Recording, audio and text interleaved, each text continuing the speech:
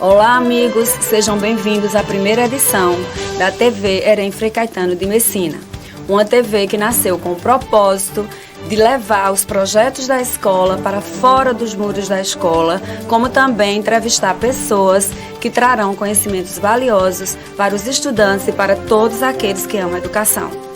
A EREM Frei Caetano de Messina é uma escola em tempo integral. Mas ela não é apenas integral pelo tempo que os alunos passam na escola, mas também porque está baseada nos propósitos da educação integral, que reza por 3 pilares: aprender a ser, aprender a conviver, a aprender e a fazer. Então, o nome da nossa escola é EREM Frei Caetano de Messina. EREM porque é Escola de Referência em Ensino Médio.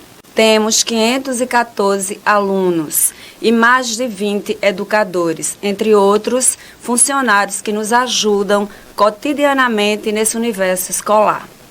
A nossa escola trabalha com vários projetos. Os projetos desenvolvidos pela EREM têm como princípio o protagonismo juvenil. Então, nós começamos no primeiro dia de aula com os estudantes veteranos recebendo os calouros, justamente para trabalhar o protagonismo juvenil. Então, amigos, temos vários projetos na nossa escola.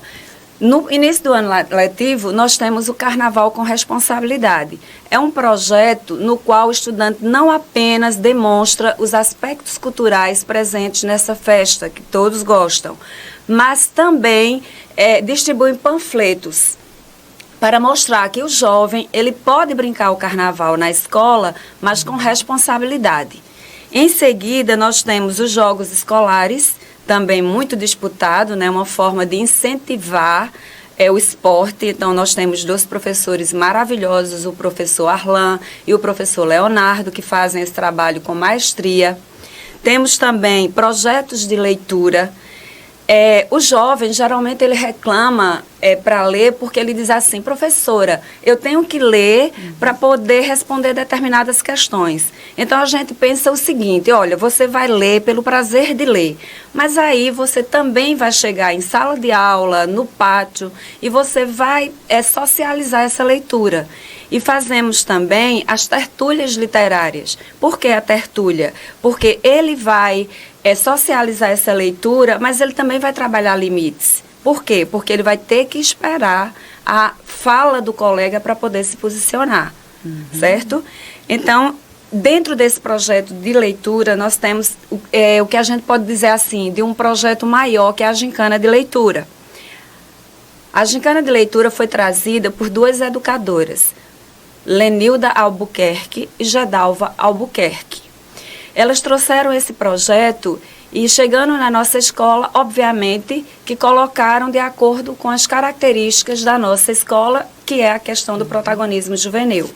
Então, essa gincana, ela tem várias provas. Nós escolhemos livros, claro, com a opinião também do estudante, para que eles leiam durante alguns meses, e no mês de outubro existe a culminância.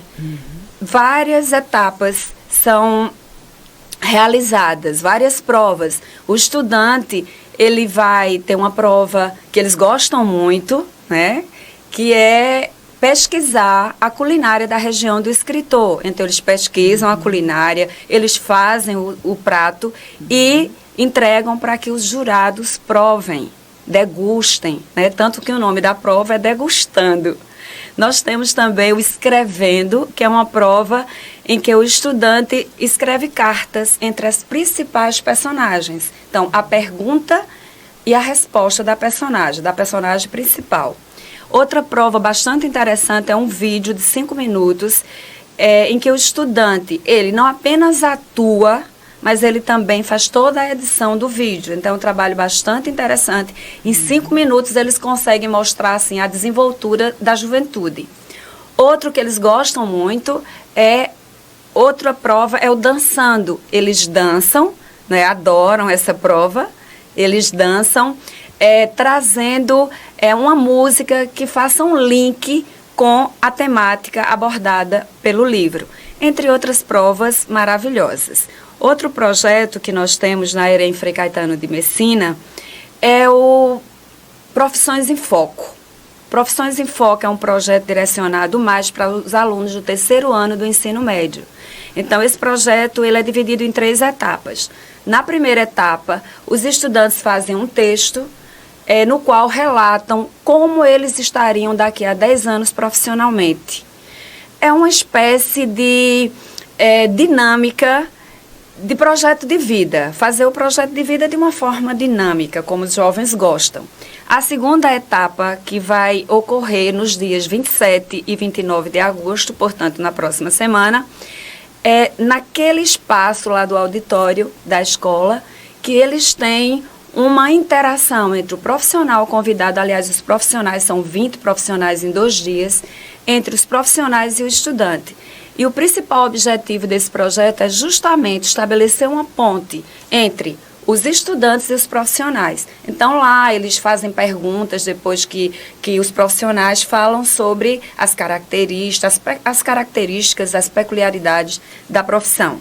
E uma terceira etapa que nós vamos iniciar este ano é sortear os melhores estudantes, aqueles que já têm certeza, digamos assim, do que quer fazer profissionalmente, para que eles passem um dia com o profissional. Ou seja, eles vão sair daqui da nossa escola e vão para o local ver como é que esse profissional trabalha. Ou seja, como todas as escolas, não é, nós trabalhamos com vários projetos. E nós não poderíamos deixar de fora o jornal, a voz do estudante, a rádio e a TV. O estudante hoje está nesse mundo multimídia. Então, nós pensamos o quê? Vamos inserir também a TV para que trabalhe mais uma vez o protagonismo juvenil.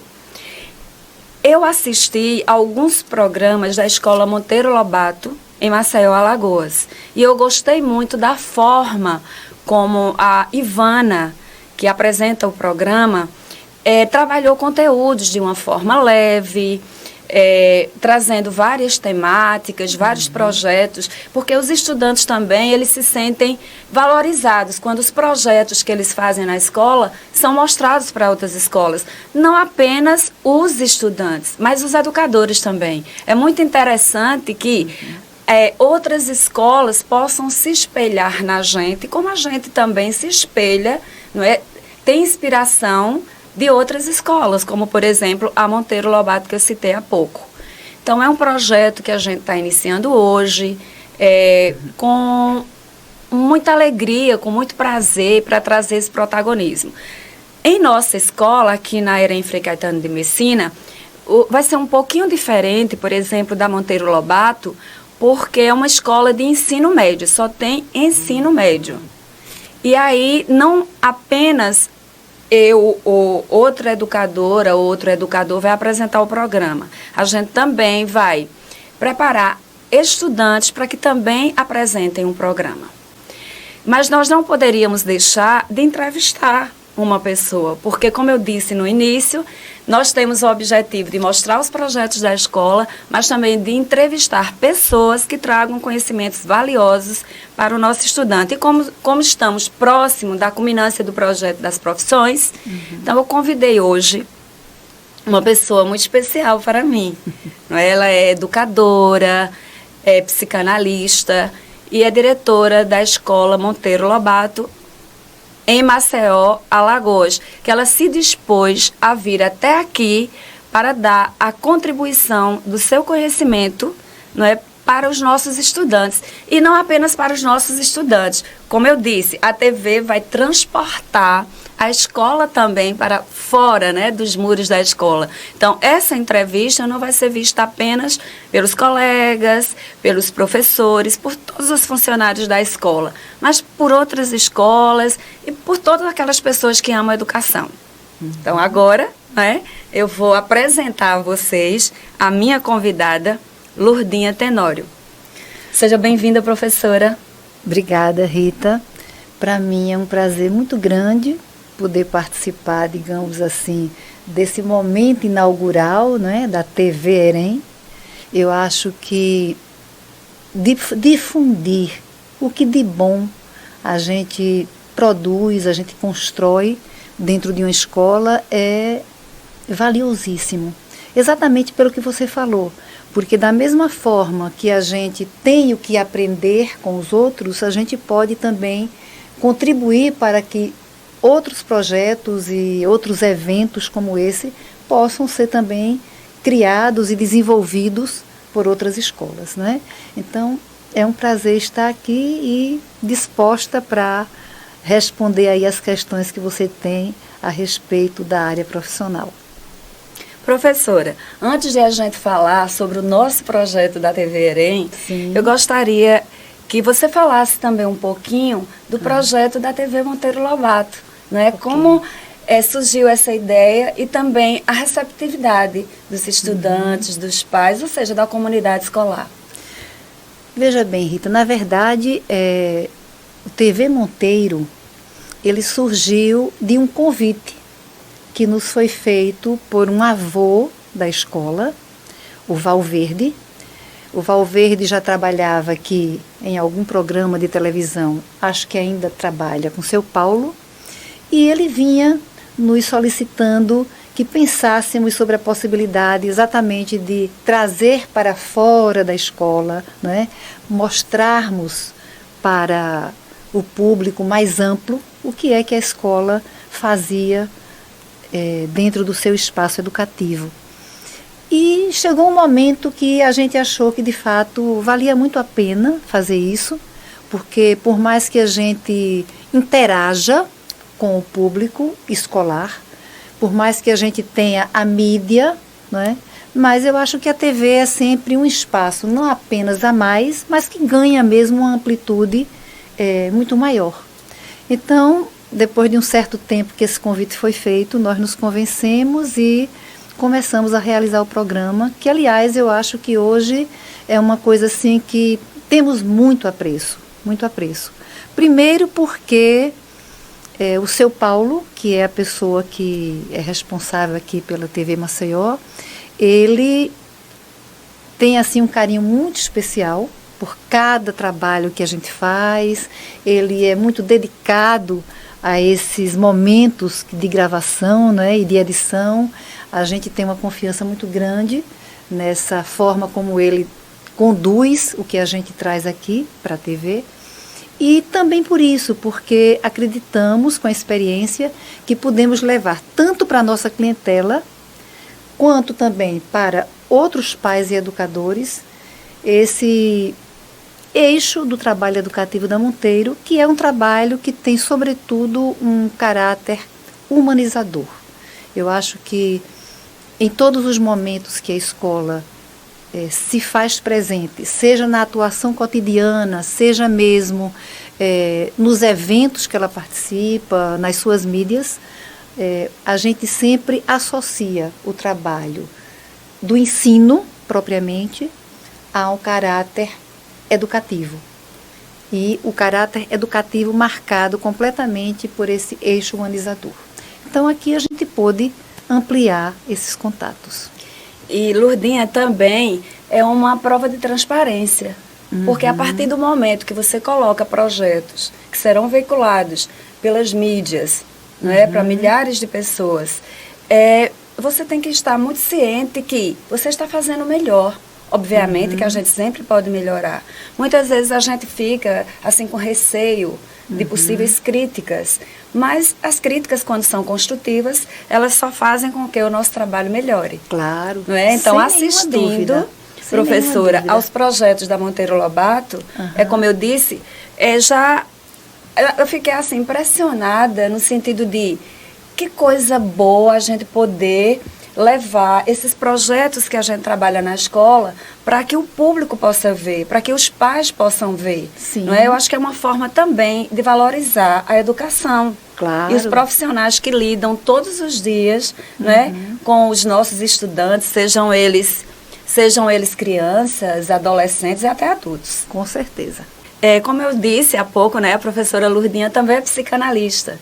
Então, os estudantes, eles ficam muito curiosos sobre o mundo da psicanálise. Eles escutam falar em psicologia, mas, na verdade, psicanálise e psiquiatria Não é só quando você vai para a faculdade e você aprofunda esse conhecimento, mas no ensino médio eles têm apenas uma pequena noção. Então eu gostaria de perguntar à senhora, aquela pergunta básica. Sim. O que é psicanálise?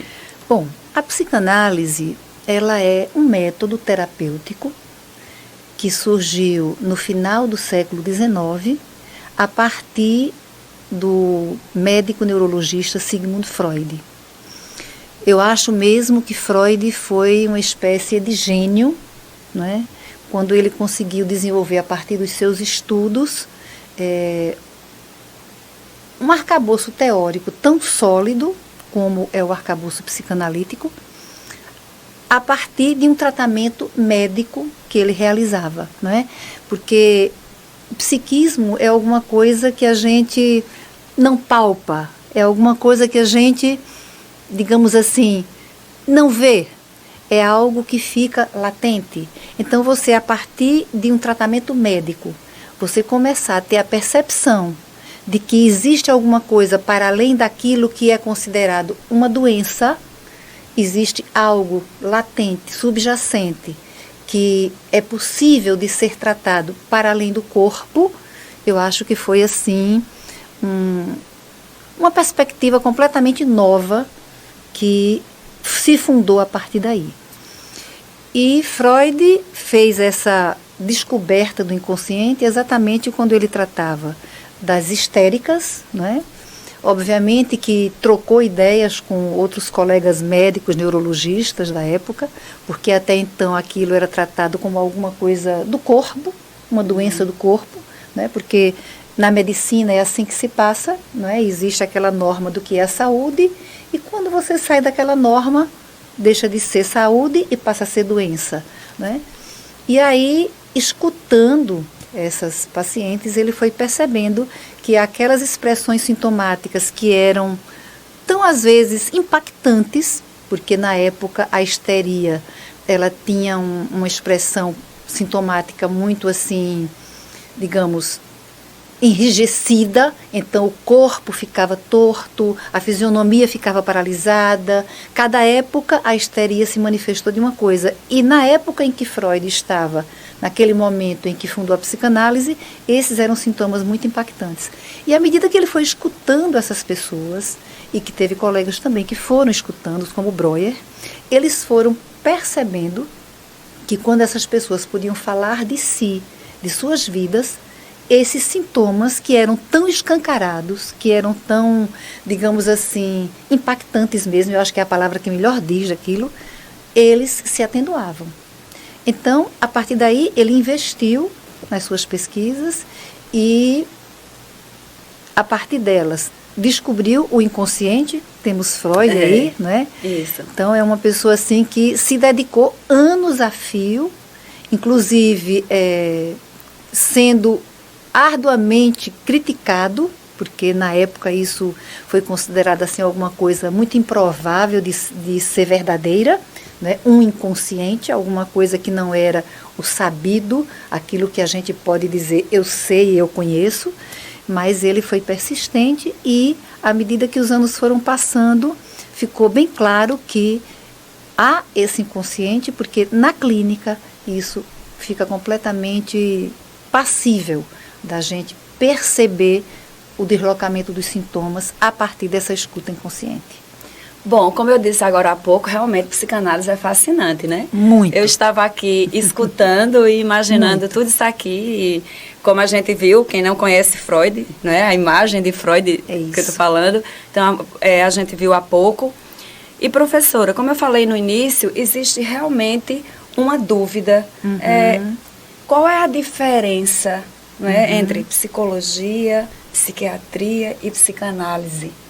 Bom, veja bem, essa diferença eu acho que ela existe assim de uma forma muito ampla, não é? Eu não diria que somente entre os estudantes, eu acho que eu diria, uma dúvida que paira em muitos campos até do saber, outros profissionais de outras áreas, a população em geral. Mas eu vou tentar aqui explicitar algumas coisas que delimitem essa diferença. A psiquiatria, alguém para vir a ser um profissional da psiquiatria, ele tem que ter uma graduação de 6 anos, ele tem que fazer medicina. Concluídos esses 6 anos, ele então vai escolher uma especialização.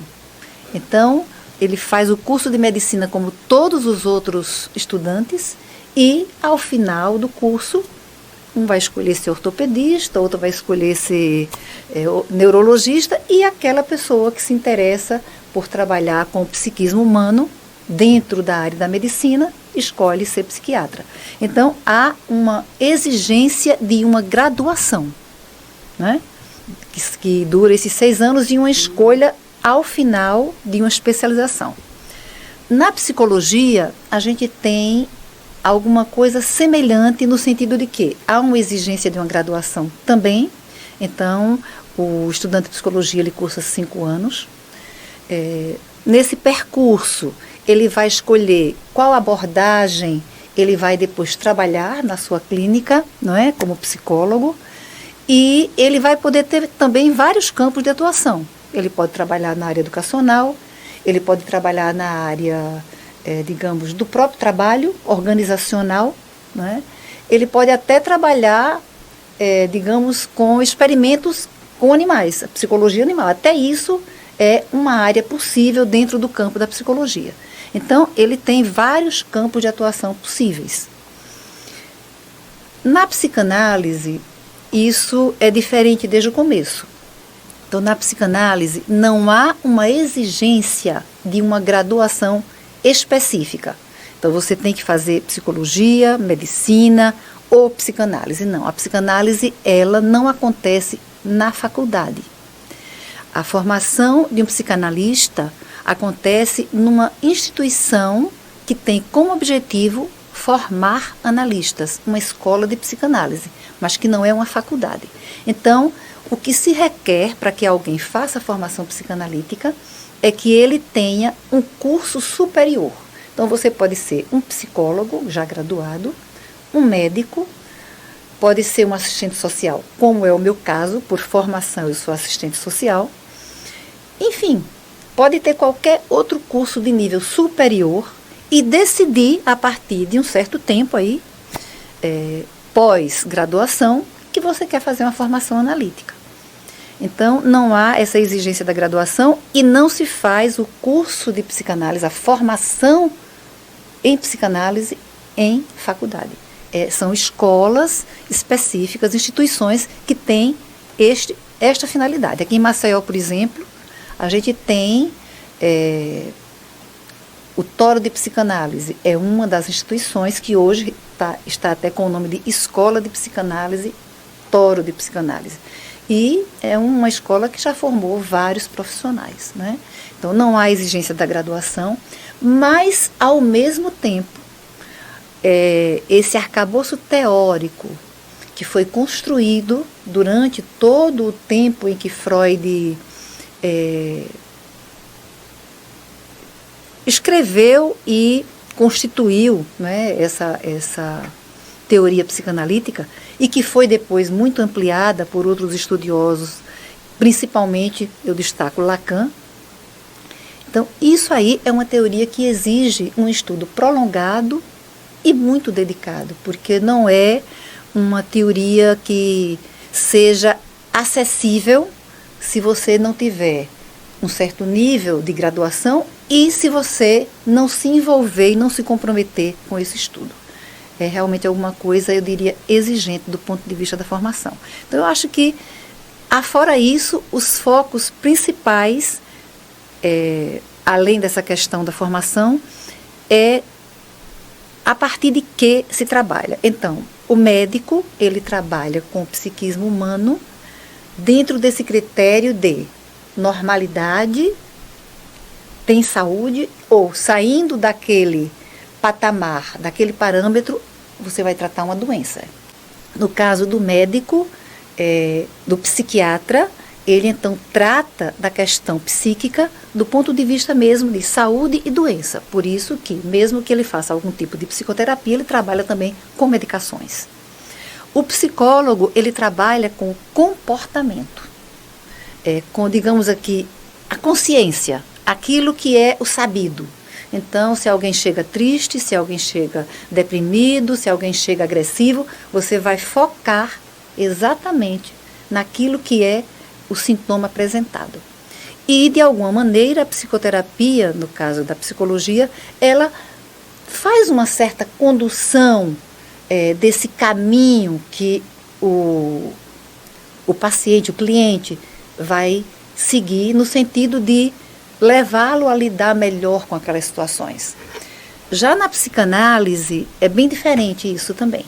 Na psicanálise, o analista, ele vai ter uma escuta muito mais voltada para as causas daquele comportamento que se apresenta.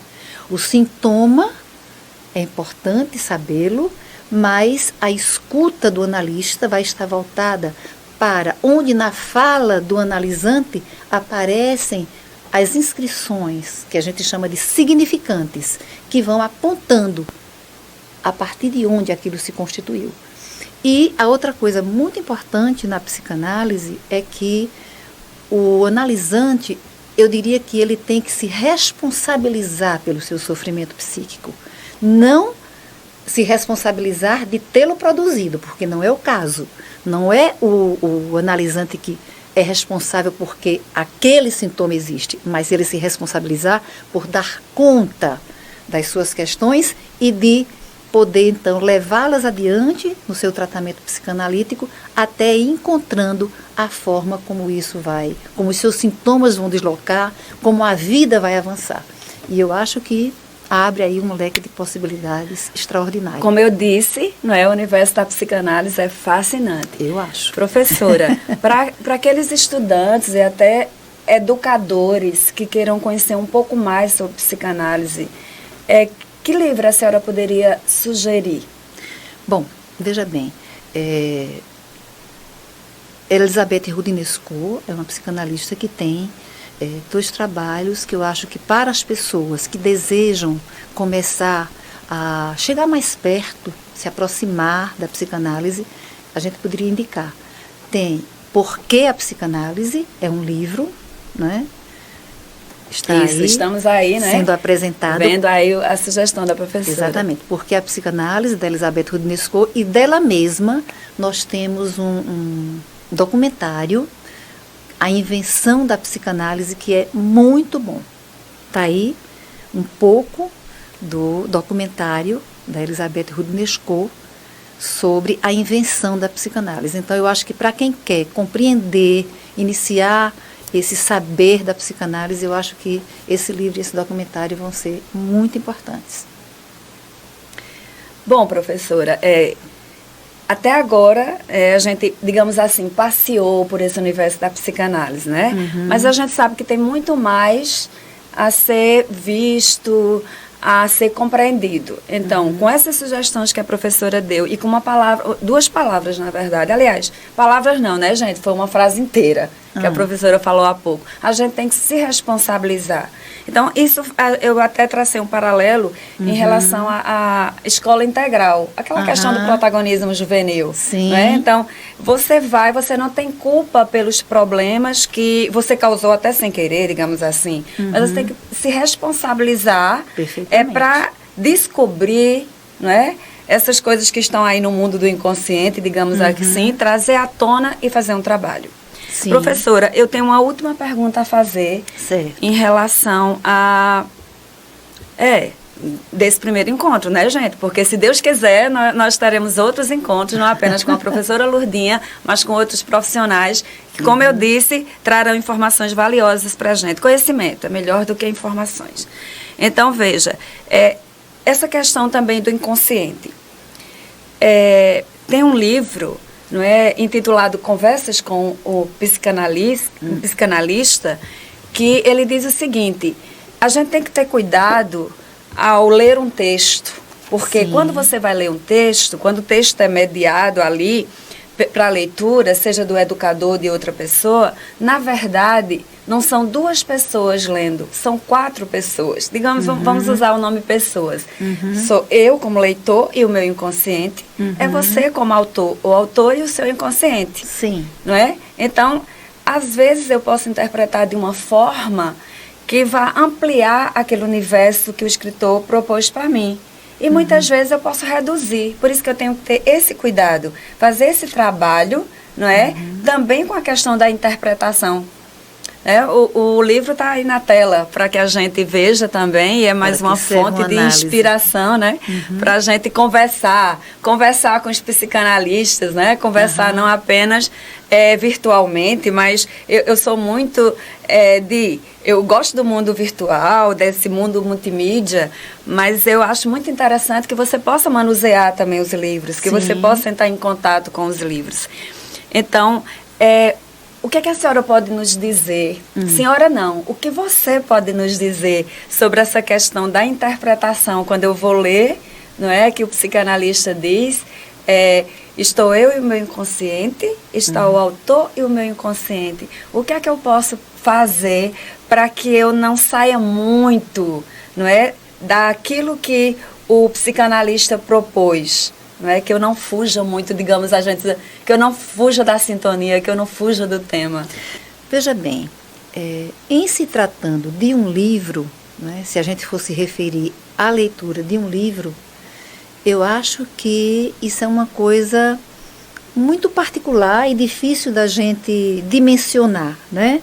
Se você está lendo o livro, você pode, digamos, captar muito rapidamente aquilo que o autor quis transmitir e de uma forma adequada, ou não, em se tratando de livros na área psicanalítica, que eu acho que, digamos assim, às vezes, para você ler um livro sobre psicanálise, você precisaria, a não ser quando for um livro assim muito, vamos dizer, inicial, como esse Por que a Psicanálise, precisaria de ter, talvez, uma certa aproximação com o assunto para poder se situar melhor. Porque, na verdade, a teoria psicanalítica não é que ela seja nem um bicho de 7 cabeças, né? Mas ela é muito específica.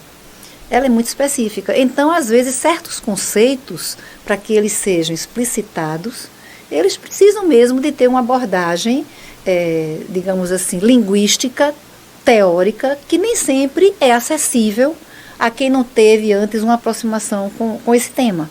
Agora, em se tratando do contato analista-analisante, eu vejo isso de uma forma totalmente diferente pelo seguinte, porque ali, aquele momento, que é um momento absolutamente particular, né?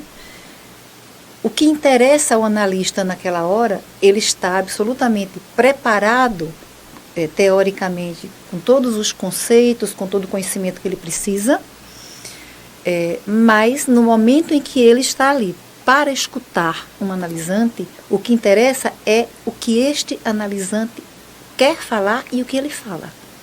Ele vai se preocupar exclusivamente com isso, em acompanhar a fala do analisante, e a partir do que ele conhece da teoria, ele vai poder pensar daquela fala onde há palavras que são importantes para que ele faça uma intervenção adequada aqui e ali, de acordo com a necessidade, entendeu? Então é uma coisa assim bem específica.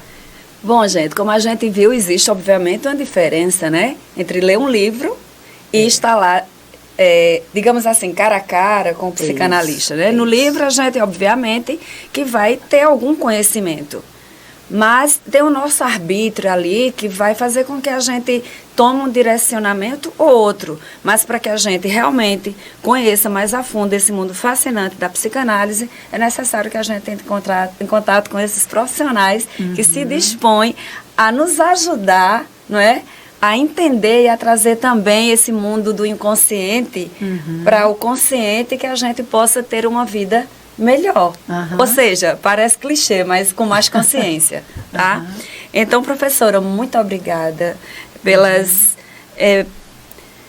você ter feito assim de uma forma simples, usando palavras científicas que as pessoas muitas vezes dizem assim, é complicado esse mundo da psicanálise, mas você conseguiu traduzir de uma forma interessante e fascinante esse mundo.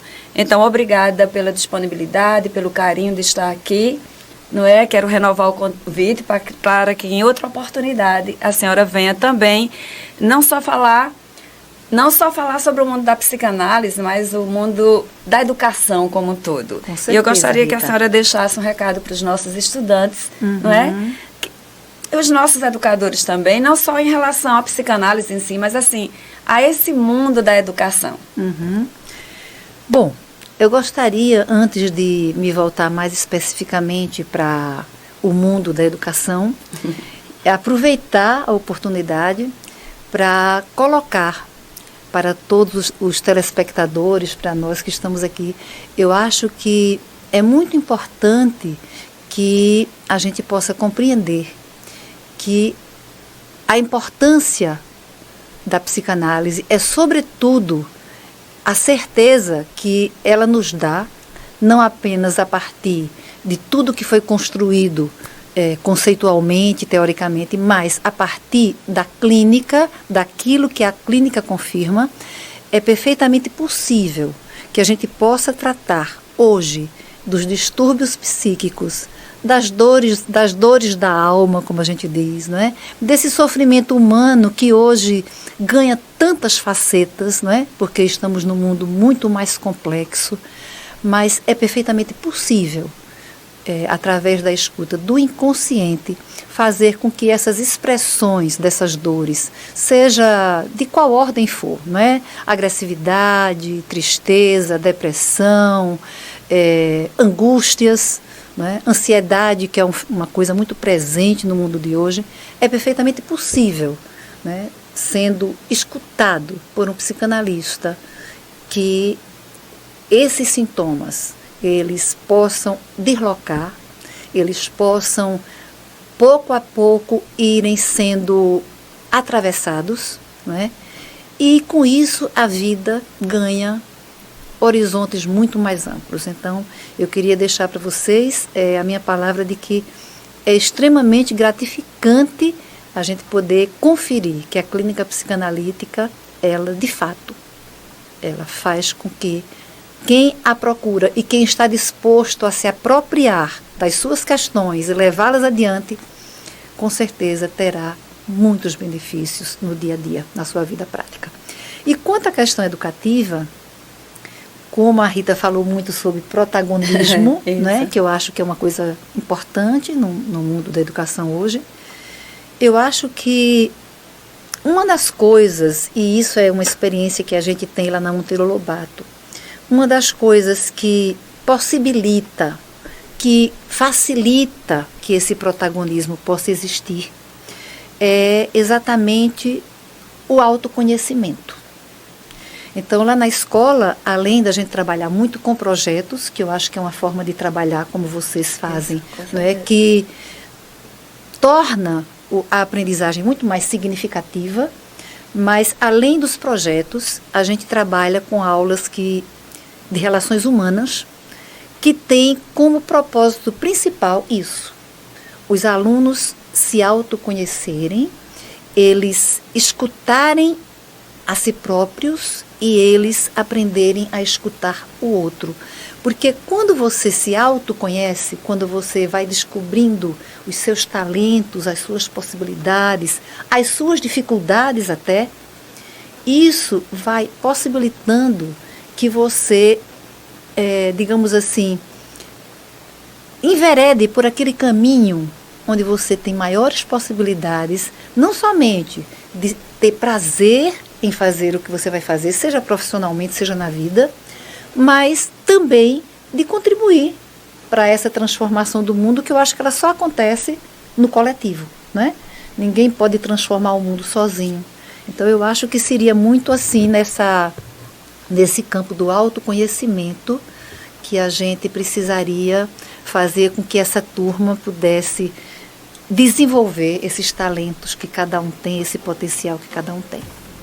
É isso. Muito obrigada, professora. Por nada. Bom, agora nós vamos ver alguns projetos da nossa escola, algumas imagens, e pega nessa palavra-chave aí que a professora Lourdinha falou, gente: autoconhecimento, para que a gente possa exercer o protagonismo com mais propriedade. Vamos lá? Com certeza. Temos aí o Valentine's Day, né, o projeto de inglês, de espanhol, Professor chamado Chumbo carinhosamente pelos estudantes, e professora Rafaela, fazem esse trabalho todos os anos na nossa escola.